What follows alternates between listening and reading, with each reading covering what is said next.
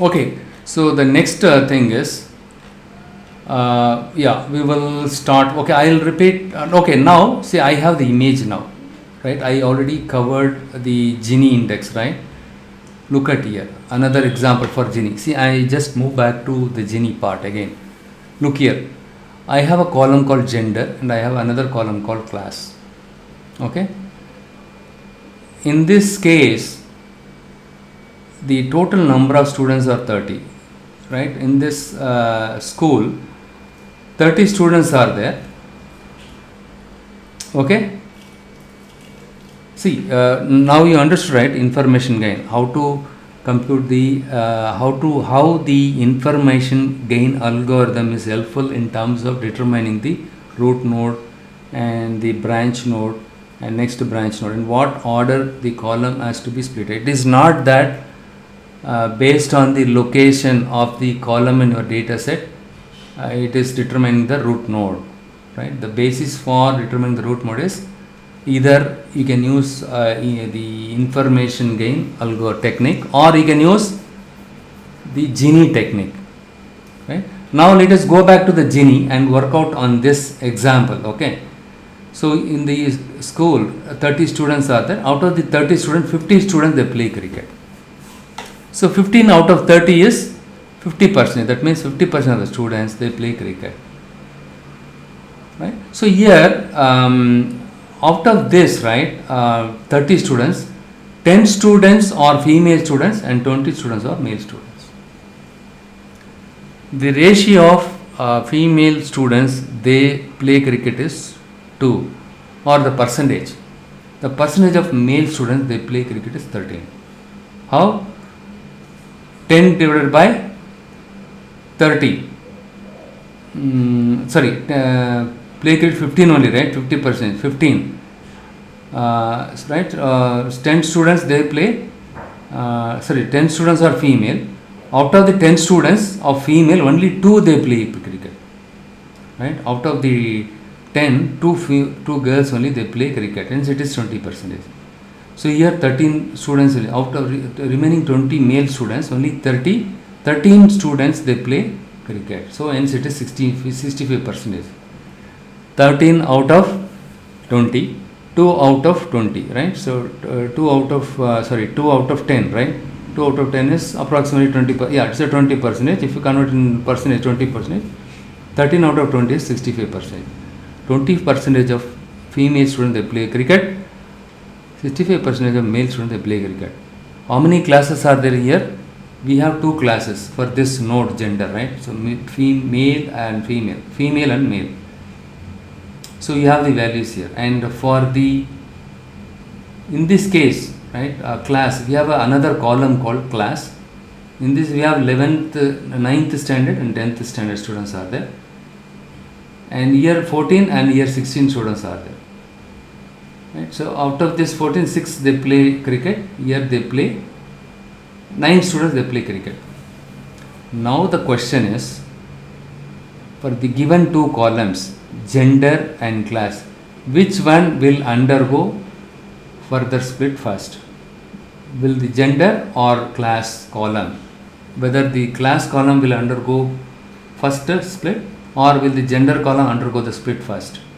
That is what we need to understand. We know the formula, right? Subtracting the sum of squared probabilities of each class from 1. That is what your Gini for each subnode. Let us work out on this one. Gini for subnode female, right? For this one. So 1 minus, we will ignore 1 minus. Class A. Class A is number of students they play cricket, right? So squared, right? 0.2 into 0.2. See, 2 divided by 10 is 0.2, right? 0.2 into 0.2 plus number of students they don't play cricket. So of the 10, 2 play cricket, remaining 8 they don't play cricket. But as per the formula, 0.8 into 0.8, you need to square each class, right? So if you solve this one, you will get 0.68. You need to subtract this one from 1. After that you will get 0.32. And similarly calculate the Gini for subnode male. For this you need to. So here 0.65 into 0.65 plus remaining thing, right? 0.35 into 0.35, you get this one. 1 minus you need to do the 0.045. Right? You need to get this one. That's what Bala, that's what we are doing it. So 1 minus, right? See, first I am computing this one and then subtracting this from one. It's all one, right? Same, right? That's what I am doing it. First I am computing this one, class A squared plus class B squared, and then I am subtracting it. It's all one and the same. So here, calculate the Gini. Next, what we will do is we will go for the class here. Female. Okay, the next one is 10 divided by 30. Gini for gender here. So this is gender here. Okay, 10 divided by 30 into 0.32 for the left node, and 20 divided by 30 into what is the value? 0.45. Right?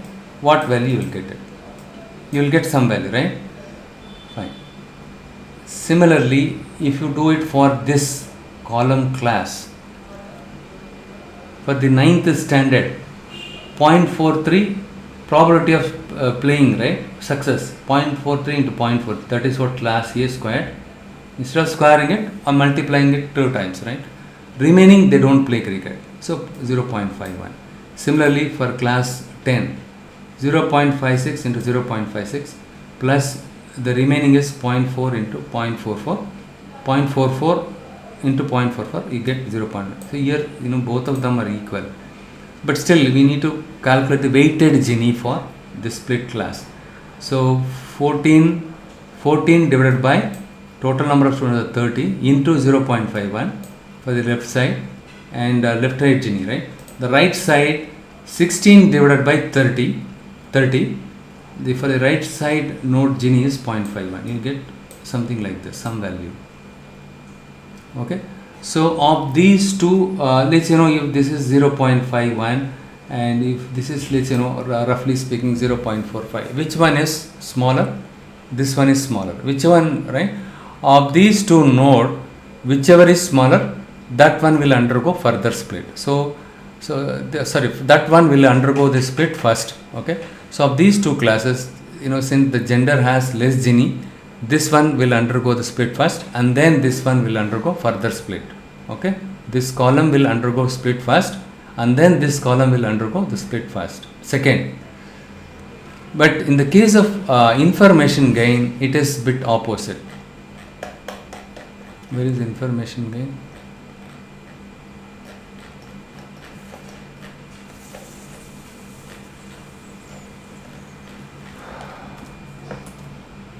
The information gain, in this case what happens is, higher the gain, whichever column has higher the gain, that column will will undergo the split first, right? So, okay, here the workings are not there, fine. And the next one is child. I was talking about child. This is for multi-way split. Instead of doing the binary split, I want to do multi-way split. In that case, we will be using child. The child, chi-square, right? Chi-square, we already discussed as part of the inferential statistics. The last topic of the inferential statistics was chi-square. That is what I covered. The actual mean expected whole square by expected whole square, right? Expected whole square, this one, sorry. Actual minus expected whole square by square root of expected. Expected. So this is what the formula. The observed minus expected whole square by expected, right? It generates a tree called, okay. So here, let us see how does this works. Okay. Let's take this example. 30 students are there. In class 1 we have 10 students, class 2 we have 20 students are there. So here the red colored or okay, these are all female, okay, and how many are there? 2, 4, 6, 8 to 10. 10 females are there. Of the 10, only 2 play cricket. So this is my left node, this is my right node. Left node is female node, right node is my male node. In the female node, if you look at it, only 2 females they play cricket. Okay, let's say, right, 2 females and remaining 8 are not playing cricket. So total how many observed? 10. Expected to play cricket. expected to play cricket. So ideally here it should be equal, right? 5 and 5. 5 should play cricket, 5 is not supposed to play cricket. Only then it is a kind of pure node, right? So expected to play is 5, expected not to play is 5, but the actual played cricket is 5 only, right? Only 5 to play cricket, but expected to play cricket is 5. It should be equal. Here also the same thing. Now look at the right node. Here we have 6. Okay, here let's 13. Overall 20. Let's 20 males are there here. Out of the 20, 13 play cricket. 6, 9, 10, 11, 12, 13. Yeah, 13 play cricket. That means remaining 7 they don't play cricket. So total 20 records, and expected to play is out of 20, right? 10 supposed to play cricket and not play cricket. And what is the deviation, right? So the deviation is nothing but here the expected to play cricket is 5, but whereas play cricket is 2. 2 minus 5 is minus 3. Deviation not play cricket same way, okay? And here 8 minus 5 is 3, right? Your 13 minus 10 is 3. Deviation play cricket. So finally the formula when you apply, right, the observed minus expected whole square divided by expected, you get something 4.58. The point what you need to remember when it comes to chi-squared is whichever node has higher chi-squared value, that node will undergo the split first. Same as information gain. Information gain, we saw that outlook column, the information gain was higher compared to other columns gain. Hence, the outlook was considered as the root node. Similarly, chi-squared also, whichever column has higher chi-squared value, that column will be considered as the root node. And next higher chi-squared value related to or associated with the column, that one will be the first branch node. That is how in chi-squared it works. And next one is reduction in variance. Reduction in variance. You know what is variance? If you take the square root of your variance, that is what your standard deviation. The actual value minus the mean of this actual value whole square divided by n, right? You remember sigma squared, we discussed it. Now let us calculate the variance for each node. See, the reduction in variance is used for the splitting, in this case to split the columns, right? Which column has to undergo the first split and which column is supposed to undergo the next split. The order of the splitting is determined based on various techniques, Gini, reduction in gain, chi-squared. Reduction in variance also is there, right? So reduction in variance is another technique. So here, look here, 30 students are there.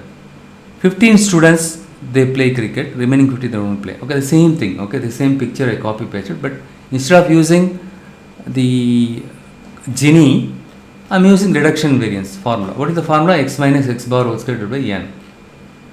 So here, variance for the root node, here the mean value. See, how will you find? First of all, you need to find out the mean value, right? How will you find out the mean value here? Here, 15 ones are there, 15 zeros are there, right? The mean value. You understood, right? Here, how I computed, listen very carefully. 15 1, that means 15 students they play cricket, 15 students they don't play cricket. That means each individual one, those play cricket, I assign or flag them 1 1 1 1, 15 ones are there. So 15 times ones are there, 15 times zeros are there. This one will become 0 and 15 ones are 1. Total number of students 30, right? 15 divided by 30 is 0.5. Variance for the root node is 0.5 and we have 15 1 and 15 0.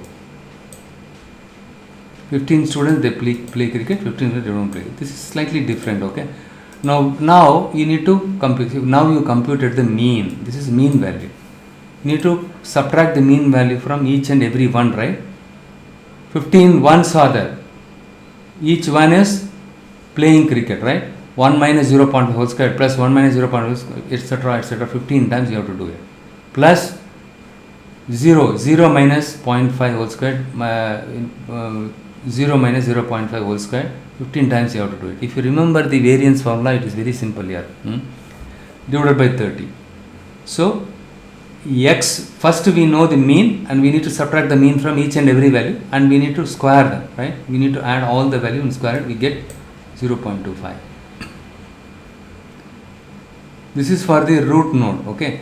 And mean of female node. Now the female node, this is for this we obtained the what value? Variance. Now we need to obtain the variance of female and male. So if you take the female node, 2 female they play cricket, 8 they don't play cricket. 2 into 1 plus 8 into 0 divided by total number of females 10, 0.2. Now we obtain the mean value. We need to subtract the mean from 2 ones, right? 1 minus 0.2 whole square, again 1 minus 0.2 whole square, right? So instead of doing that, what I am doing is, see, 2 into 2 times, I am multiplying the 2 times, because 2 into 1 minus 0. This is also same, right? Square plus 8 into 0. This is the one, this gives me some value. Similarly, male node. And finally, variance for split gender, weighted variance of subnodes, 10 divided by 30. This 10 divided by 30 into this one, where is this? 0.16 plus 20 divided by 30, 20 divided by 30 into the right side nodes variance. Multiply this and for each, right, you in total you will get 0.21. This is the variance for the gender column, split gender, variance for the split gender. Similarly, variance for split class you need to find out. Of these two, which one is lesser? Which one is lesser?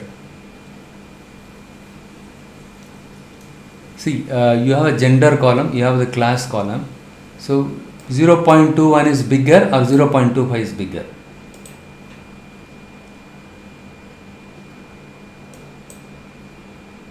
Of these two, which one is bigger here? 0.21 or 0.25? 0.2 is bigger, but 0.1 is the lesser value. So the gender column, whichever column has lesser variance. See, if you concentrate, it's very simple. I don't know why you people are still becoming passive.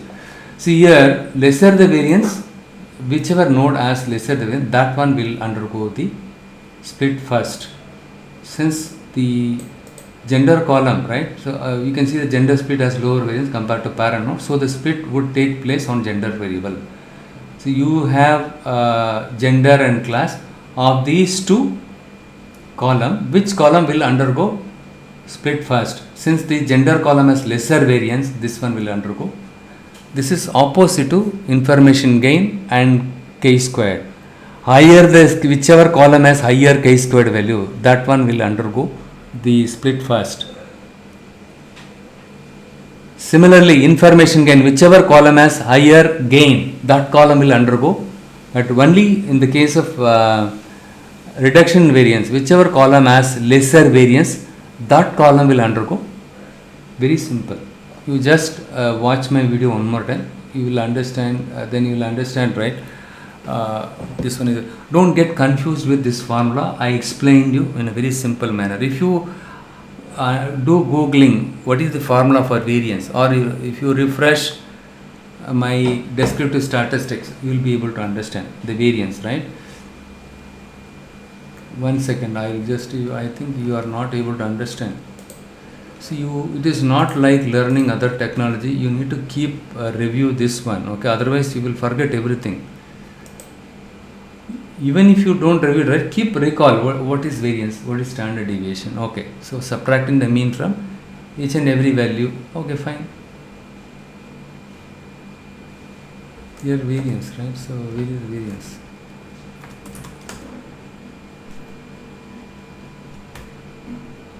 This is the one, right?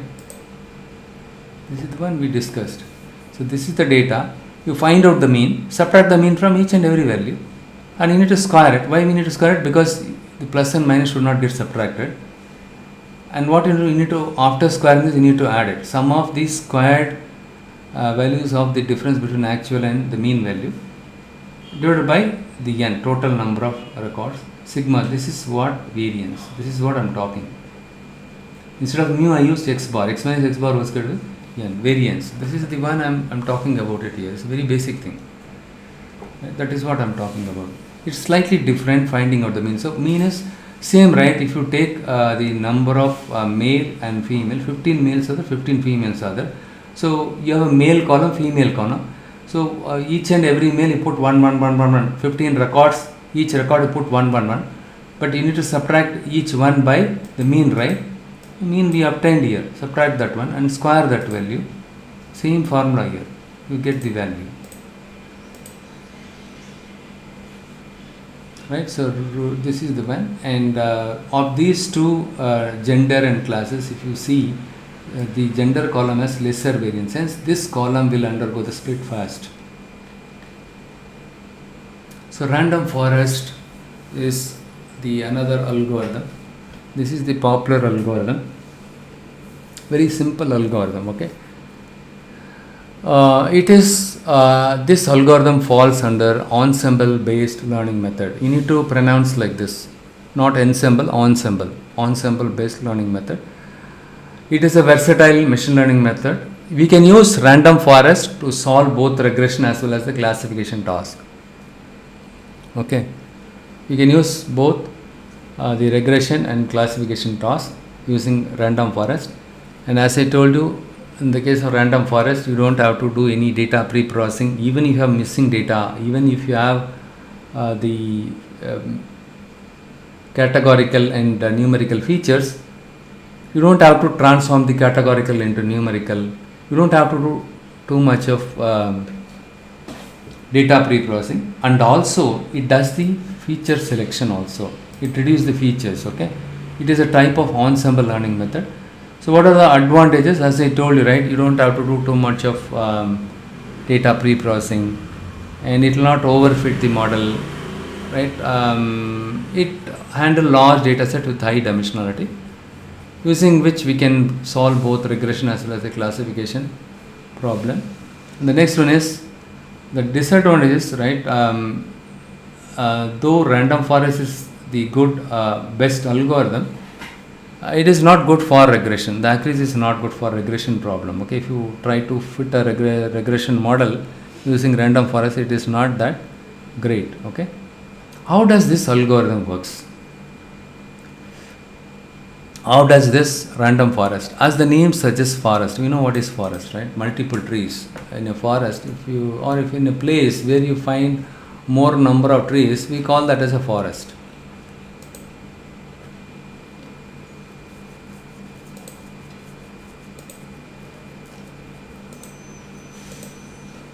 And also it is called as a bagging method. How does this algorithm works? Look at this one.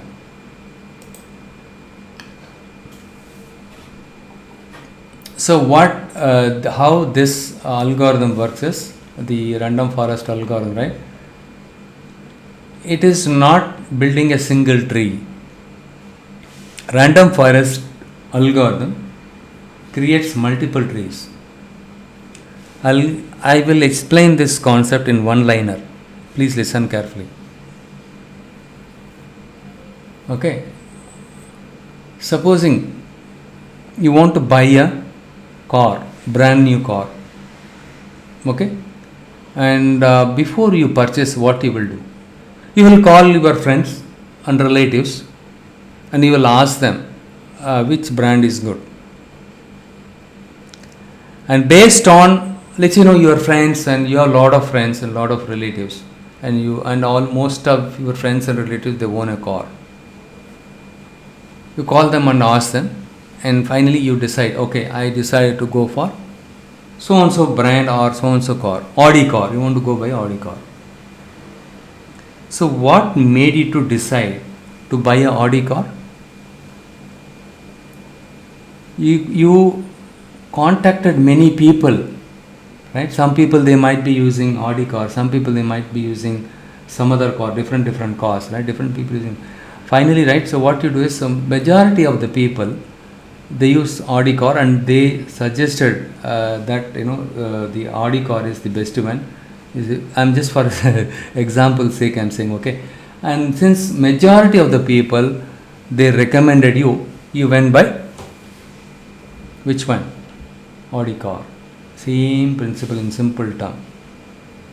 Supposing you wanted to predict whether the customer is going to buy a product or not, or whether the customer is going to default or not, you wanted to predict. What happens is, instead of relying on one classifier tree, it creates multiple trees. Since I don't have space, I just put 5 trees here. Let's say the random forest algorithm created 5 trees, and each tree, what it does is it randomly sample the data with replacement. For example, this is 1, 3, 8, 10, 15 is there. So here also 3, 8 can come here, right? So each tree will, let's say you have the training data set. So you do the train and test split. Your training data set, let's say you have 100 records are there, right? This tree, what it does is it randomly sample the data from the 100 records with replacement, right?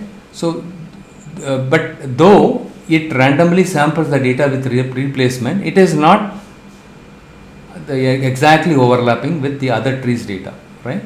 But there will be some kind of overlapping. Here also 3, 8 index values, the row number 3 and 8 it selected. Here also row number 3, but rest of them are not same. But 1, 3, 8, 1, 3, 8, okay, 10 and 15 are different, here 12 and 13. So it randomly samples the data with the replacement, and also for each tree it randomly chooses different features. That's all. And then it produces the predicted label. According to this tree, this customer is going to, this customer is a profitable customer. According to this tree, it is non-profitable. This customer, let's take one customer. I'm talking about Satya. Let's Satya, this tree says he's a profitable. This tree says no. This tree says yes. This tree says no. This tree says yes. It's like election voting, right? So based on the voting of based on the majority vote, right? Finally, the model gives the predicted label, assigns the predicted label to Satya. Behind the scene, it happens. It creates 5 trees, and of the 5 trees, it goes by the majority vote of the predicted output. Okay. So of these 5 predicted output, which one is the majority label? No or yes? Hello.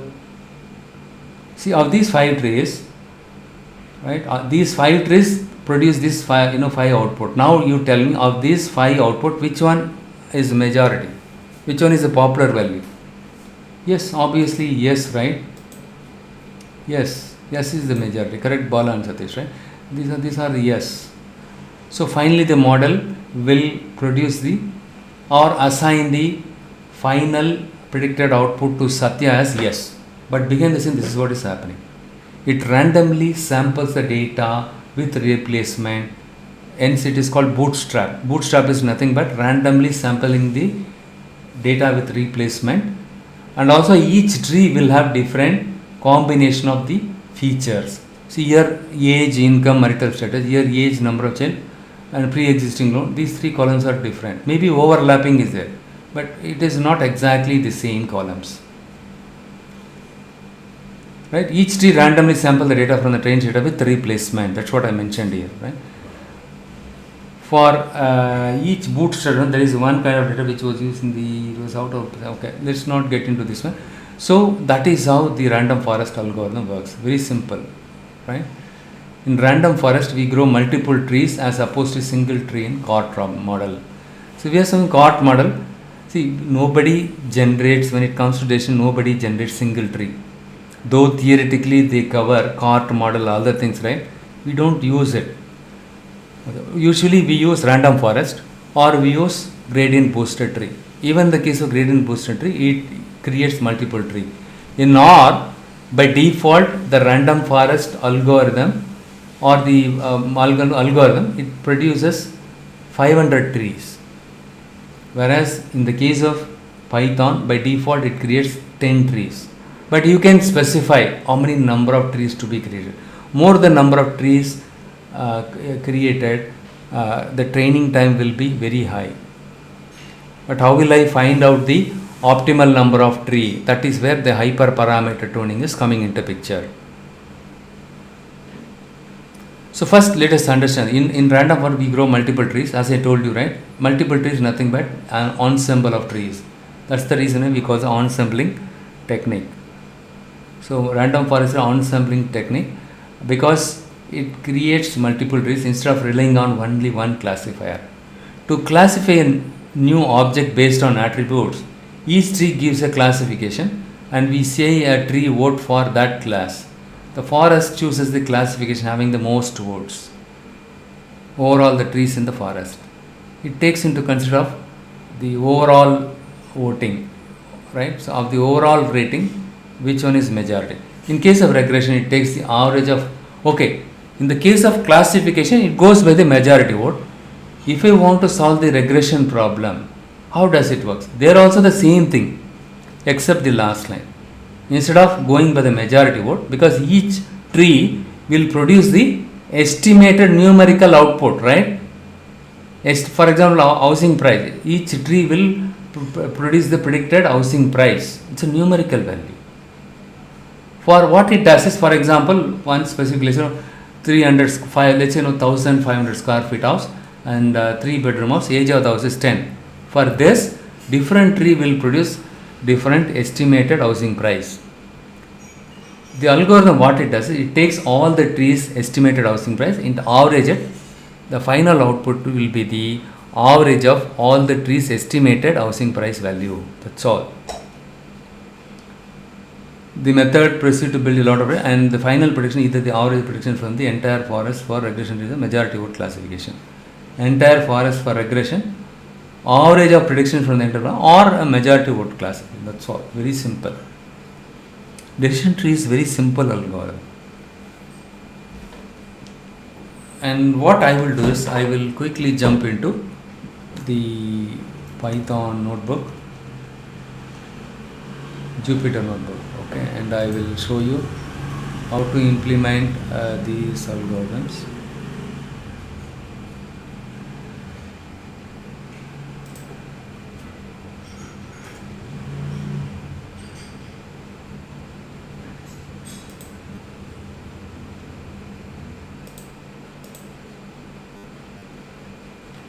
Yesterday I walked you through how to implement the logistic regression.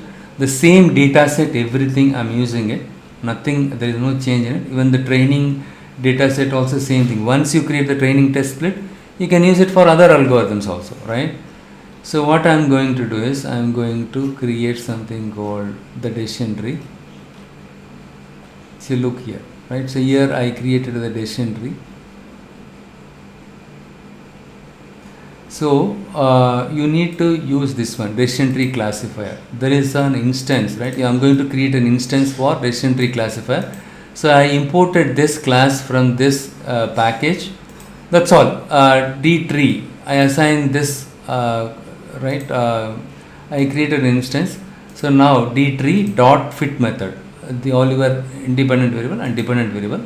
Your model got created. So by default, Gini method is used. Gini method is used. This is a churn classification, okay? So it has to predict whether the data that are there in the test data set or the customers that are there in the test data set are going to churn or not. It has to predict the target class label for the customers in the test data set. See here, so okay, I train my model, decision tree model, and then I'm using score. What is the training data set accuracy and test data set accuracy? Training data set accuracy is 0.88 and test data set accuracy 0.77. So there is a overfit here, right? So here I'm using a single classifier, only one tree. But okay, anyhow, is it possible for me to view the tree visually. Yes, you can do it like this, like I showed you in my PowerPoint, right? 1 second, where is that?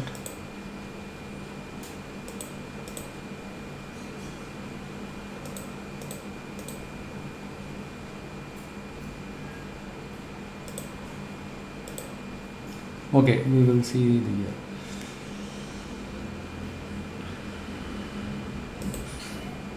You can use these commands to plot it. It's not a big deal. Okay, so I'm not going to talk this now. Okay, because I want you to understand the big picture.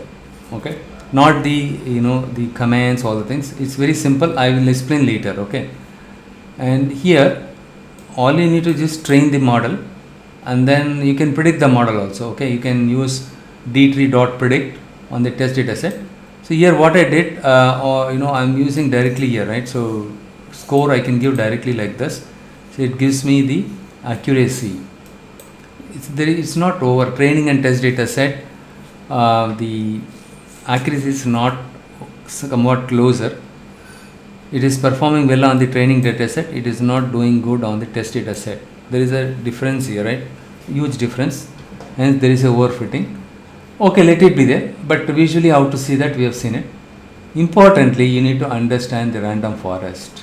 Random forest is the one in practice we will be using it in real time scenarios. See, very simple here, random forest classifier. Okay, so what you need to do is you need to import the random. I think I have done it in the top.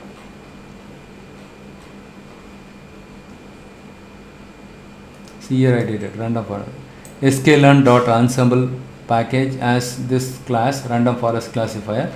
So what I do is I train my random forest classifier. First I create the instance of random forest classifier, and then I assign it to a variable. That variable will become my model name, RFC, random forest classifier. Inside the parenthesis n underscore jobs equal.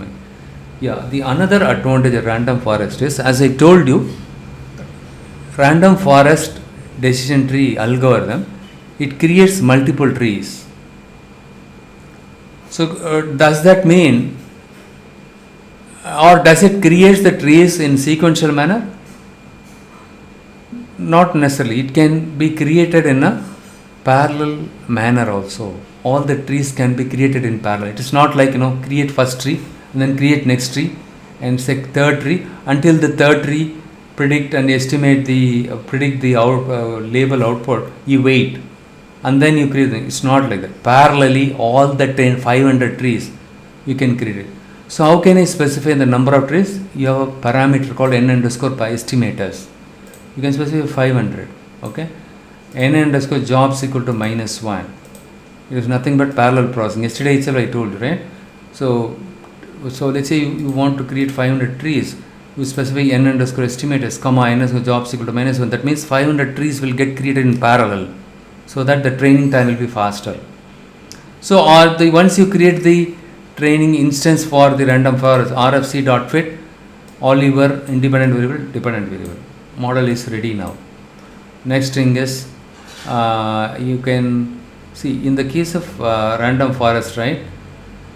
You can do feature selection. That is the beauty of the random forest algorithm and gradient boosted decision tree. So earlier, so far we discussed about stepwise regression. Right? Stepwise regression has its own disadvantages. It is not that much reliable. But when it comes to random forest, because it creates multiple trees, and then based on the majority, it goes by the majority, right? Always if you go by the majority, it will be good.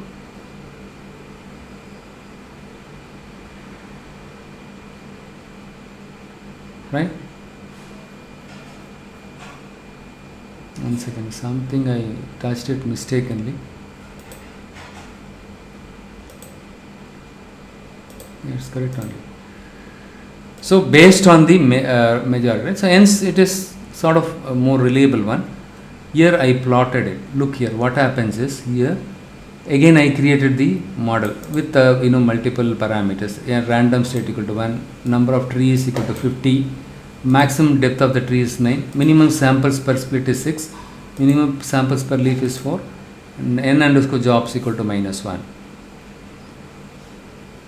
Okay, I created the new model RF dot fit. We have to specify, right, all the predict the independent feature and this one, and RF dot the random forest dot feature, and this is a reserved word. Okay, this one gives us which all columns, which all features, or whichever features you have used it, right, of the total number of features, or of those features, which features having higher predictive power. That is the one is given by this one. That is the beauty of random forest. Okay. So next what I do is I use some this one, the what is that, the tree, this one, list comprehension. I use the list comprehension. I take each and every column, and then what I do is finally I will plot it here. Okay, in the x-axis the column name, and then the predictive power, something like that. Okay, here if you see this, of these columns given independent column features, total day charges, day minutes, customer service calls, the international plan, these are the tallest bar. That means these columns are having higher predictive power. And this also sort of this one. Okay, and you might be wondering, okay, how tall is tall? So this is, these three are taller than the rest of the one. Can I go only by these three? No, this one also somewhat taller than other thing, right?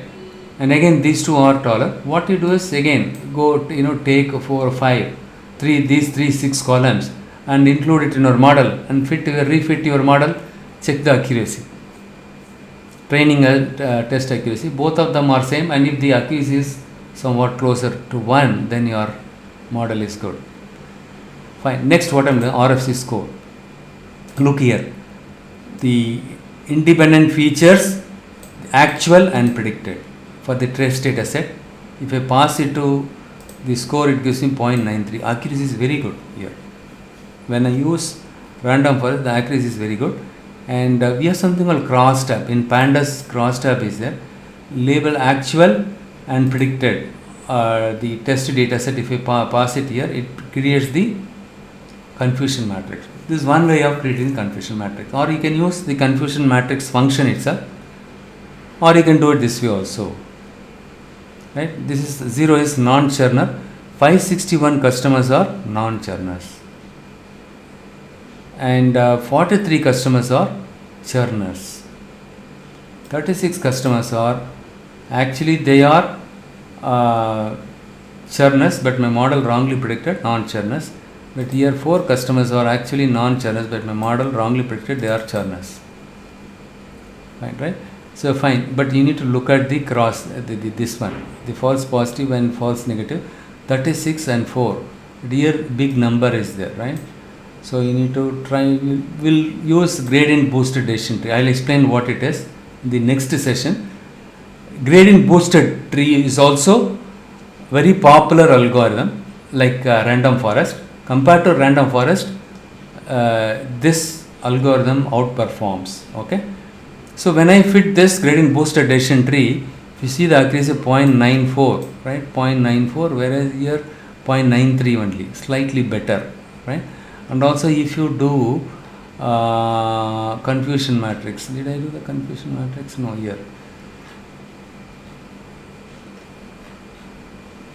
Okay, the confusion matrix, you can plot the confusion matrix also here. But when I plotted the confusion matrix, one second. Yeah, here it is not there. I somehow deleted it mistakenly. But when we use gradient boosted tree, right? So somehow either this or this value get reduced. Okay. So in general, that's what, if you look at the Kaggle website, how many of you know Kaggle? Kaggle is the website. It is a very popular website. There they will post all the real-time data sets and also all the competition related hackathons, right? Everything is happening here. And you can also form as a group and you can solve the problem, the whatever the competition or hackathon that they posted. For example, art MRI, they used to give the data set, and they expect, they give the data set and anybody can go and contribute. People can go and upload their they can fit the model, and then they can predict the model, and whichever or those people model accuracy very good, right, compared to others, that people will get see here, housing prices. You can take this data set also. My god, have they removed everything now? Earlier they used to keep the kernel here, they removed it. Others code also you can see it here. Now they removed it, everything. So they post all the competitions. If you can also solve this problem. You can go ahead and download the data set, and you can solve this, and then you can upload your predicted values to these people, okay, Kaggle, and they will evaluate your model accuracy and how well your code is there, everything. Based on that, they will rank you, okay, and those get that first or second, third rank, they will get big money, $2,000, or some cases Google, they posted one competition $2 lakh. So group of people, they joined together and they solved that problem, and they won that. Okay, so here why I told you, yeah, you can see the code here. I think now they removed it. Earlier it was there, they removed it, everything. Even for COVID-19 they uploaded the data set here, loading and preparing data. See, the code is there, look here.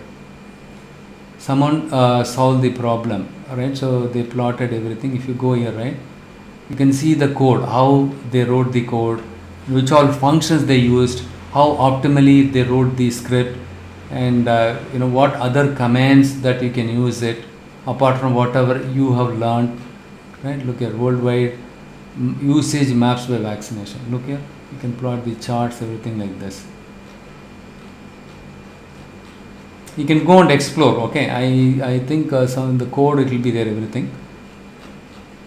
And even courses are also there, some free courses, okay, and I would suggest you to go and take a look at this one, okay. So different people, they uploaded their script. It will be visible for every user, okay. Whosoever upload their script and data set, right, you can see it there like this. See, this guy has uploaded here his script and output, everything, notepad, everything is visible now. And people, they give some comments, right?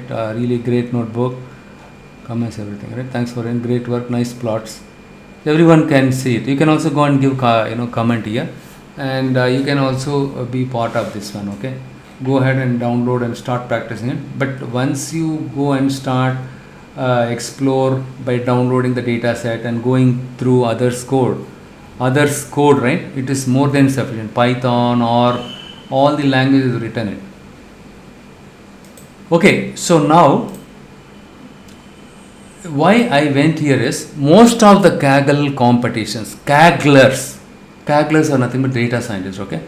Most of the Kagglers, we could see that they were able to increase the accuracy with the help of boosted decision tree. Okay, in the gradient boosted decision tree itself, different types are there. Light gradient boosted tree and gradient boosted tree, okay. Light GBM and GBM, and XGBoost is there, extreme gradient boost. We'll cover those things in the upcoming weekend. Extreme gradient boosted decision tree, and what exactly gradient boosted tree and how it works, why the gradient boosted tree accuracy is far better than random forest, and what is light GBM. All those things I'll explain you. Using gradient boosted decision tree also, you can do feature selection. It automatically ranks which features have higher predictive power, right? Whichever value is more for the column, that column is very good, right? You can plot it also. Fine. So the next weekend I carry forward this. Today is Sunday, right? Okay.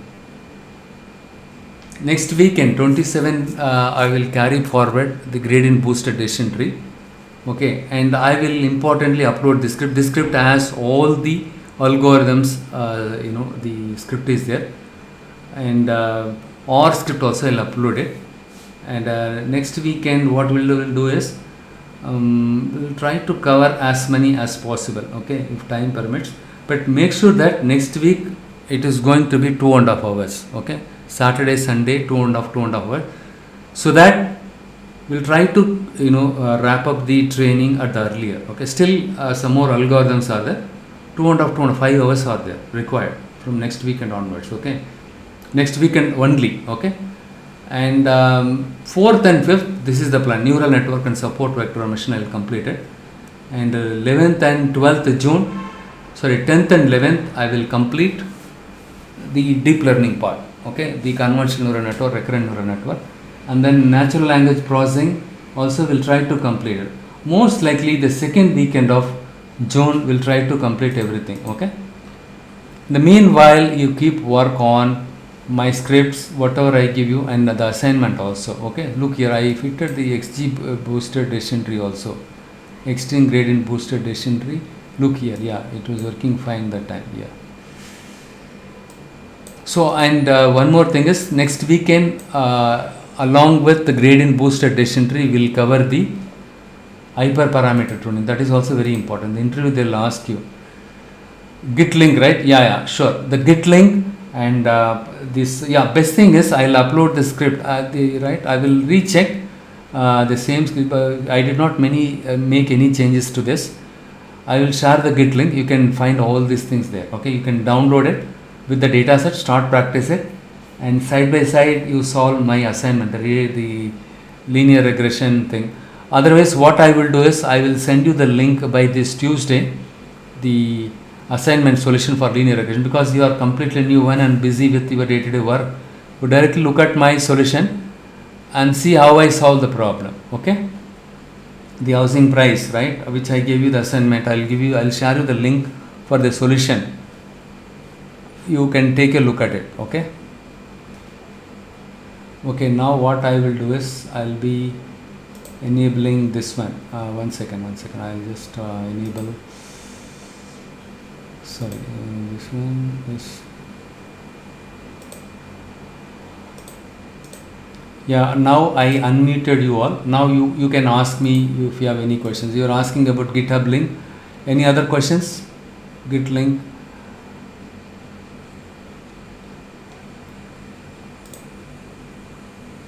Any other questions? No, sir. Fine, cool. I will share the GitHub link, okay, and you can watch my videos, right, and keep refresh whenever free time comes in your brain, right, you can refresh it. What is a standard deviation, what formula, just you don't have to remember or memorize, remember the technique and everything, that's more than sufficient, okay. Reduction in variance,